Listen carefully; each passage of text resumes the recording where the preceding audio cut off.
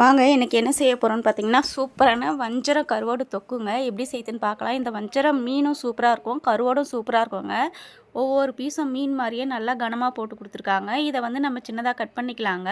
First வந்து இதை வந்து சுடு தண்ணியில் போட்டு ஊற வச்சு எடுத்துடலாம். அதுக்கப்புறமா நல்லா கழுவுனோன்னா அதில் இருக்க உப்பு மண் எல்லாம் க்ளீன் ஆகி வந்துடுங்க.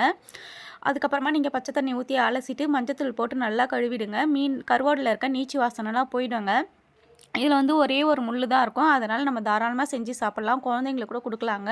கருவாடுல அவ்வளோ நன்மைகள் இருக்குது. ரத்தத்தை அதிகரிக்கும், ரத்த சுரப்பியும் உருவாக்கும். இப்போ வந்து அலசி வச்ச கருவாடில் மஞ்சத்தூள் போட்டு ஊற வச்சிடலாங்க. இப்போ ஒரு கடாய் வச்சு எண்ணெய் சேர்த்துக்குங்க. நான் வந்து கடலெண்ணெய் ஊற்றிருக்கேங்க. கடலெண்ணெய் உடம்புக்கு ரொம்பவே நல்லதுங்க. அதுக்கப்புறமா கடுகு சேர்த்துருக்கேன், சீரகம் சேர்த்துருக்கேன், பூண்டு வந்து தோல் எடுத்துகிட்டு நல்லா நசுக்கி வச்சுருக்குங்க, அதையும் சேர்த்துருக்குங்க. கட் பண்ணி வச்சுருக்க ஒரு பெரிய வெங்காயத்தை சேர்த்துருக்கேன். நல்லா வெங்காயம் வந்து பொடி பொடியாக கட் பண்ணி வச்சுருக்கேங்க. உங்களுக்கு வந்து கருவாடு எந்த அளவுக்கு எடுக்கிறீங்களோ அந்த அளவுக்கு நீங்கள் வெங்காயம் தக்காளி சேர்த்துக்குங்க.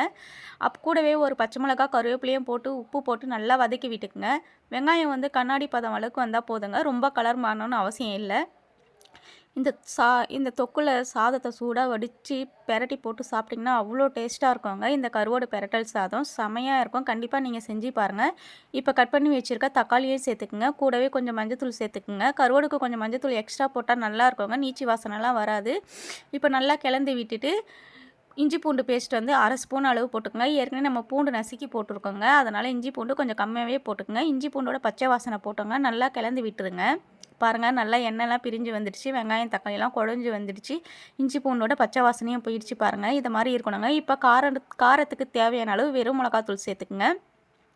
நம்ம குழம்பு மிளகாத்தூள் கூட சேர்த்துக்கலாங்க, ஆனால் வெறும் மிளகாத்தூள் கொஞ்சம் சேர்த்திங்கன்னா அந்த கலர் சூப்பராக வரும். பாருங்கள் எப்படி இருக்குது பாருங்கள், எண்ணெயில் பிரிஞ்சு வந்துடுச்சு பாருங்கள் அந்த கலரு. இப்போ வந்து நம்ம ஊற வச்சுருக்க கருவாடெல்லாம் சேர்த்துக்கலாங்க. பாருங்கள், கருவாடு சேர்த்து நல்லா கிளந்து விட்டாச்சுங்க. தண்ணி வந்து லைட்டாக சேர்த்தா போதும். கருவாடு வந்து சுட தண்ணியிலே முக்கால்வாசி வெந்துட்ருக்குங்க நமக்கு. இப்போ குழம்பு மிளகாத்தூள் கொஞ்சமாக சேர்த்துக்குங்க.